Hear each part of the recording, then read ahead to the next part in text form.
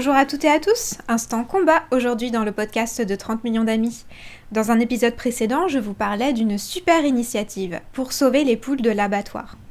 Eh bien aujourd'hui, je vous emmène à la rencontre d'un autre animal de la ferme, cette fois-ci le cochon.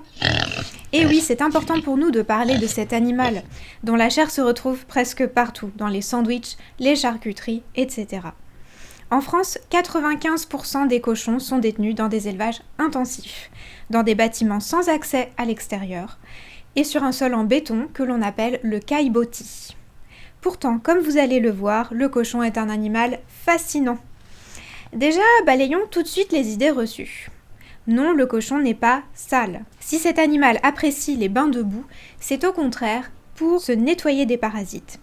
En été, les bains de boue permettent aussi de se rafraîchir et de se recouvrir d'une couche protectrice contre les coups de soleil. Un peu comme le font les éléphants dans la savane. Le cochon a donc besoin d'un espace avec de la boue, mais aussi d'un endroit au sec pour dormir et d'un autre pour se nourrir et bien sûr d'un petit coin pour faire ses besoins.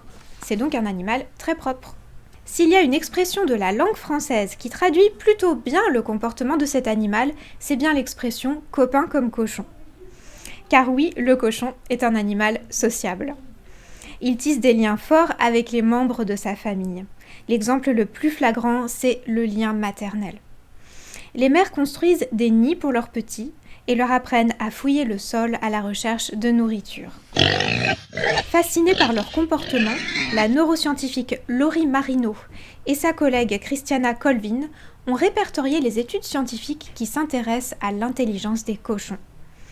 Et voici ce qu'elles ont découvert. Ces animaux font preuve d'une excellente mémoire, surtout à long terme. Qu'il s'agisse d'objets, de lieux, de couleurs, d'autres individus, eh bien toutes ces choses, le cochon s'en souviendra longtemps. Marino et Colvin ont aussi trouvé des études scientifiques testant l'aptitude des cochons à répondre à nos ordres. En fait, cette capacité repose sur leur fine compréhension du langage symbolique. C'est quelque chose qui a aussi été montré chez les dauphins et les grands singes, par exemple. Eh bien, le cochon fait partie de cette liste. Mais ce n'est pas tout. Pour communiquer entre eux, les cochons utilisent une grande variété de cris, de gestes et de postures. Et lorsqu'un individu est témoin d'une émotion chez un congénère, eh bien il la ressent, lui aussi. C'est ce qu'on appelle la contagion émotionnelle. Et c'est à la base d'un phénomène plus complexe, mais que vous connaissez bien, celui de l'empathie. Capables d'altruisme, les cochons arrivent mentalement à se mettre à la place d'autrui. Une prise de perspective qui leur permet de s'entraider, mais aussi, comme vous allez le voir, de tricher. C'est ce qu'a montré l'expérience suivante. Un cochon est mis dans un enclos où est caché un seau de nourriture. En explorant son environnement, car il est très curieux, il va vite découvrir les friandises. Puis, on réitère l'expérience, mais cette fois-ci à une différence près. Le cochon n'entre plus tout seul dans l'enclos. Il est accompagné d'un mâle dominant qui ne connaît pas encore les lieux et qui se trouve avec lui. Le cochon va alors faire quelque chose d'incroyable. Il guide le mâle dominant vers un coin de l'enclos, il fait semblant de s'y intéresser et il file à toute vitesse vers la cachette. Berné, le pauvre concurrent, n'a même pas eu le temps de réaliser.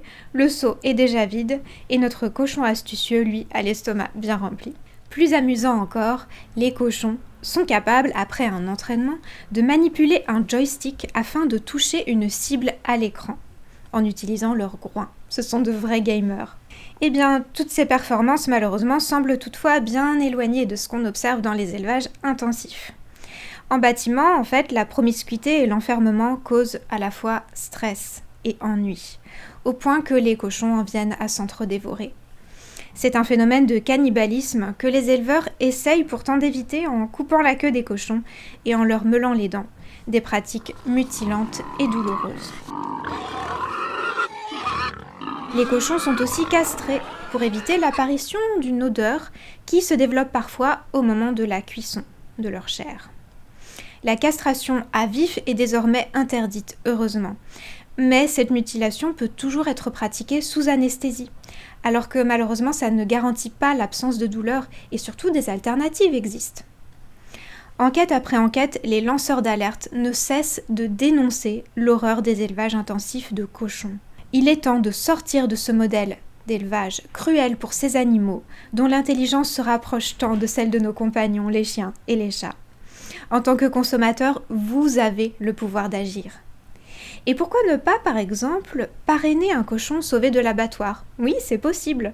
C'est ce que proposent des associations telles que Groin-Groin, qui a un refuge situé dans la Sarthe, mais aussi la Ardonnerie, c'est le refuge de l'association Wellfarm, dans la Meuse.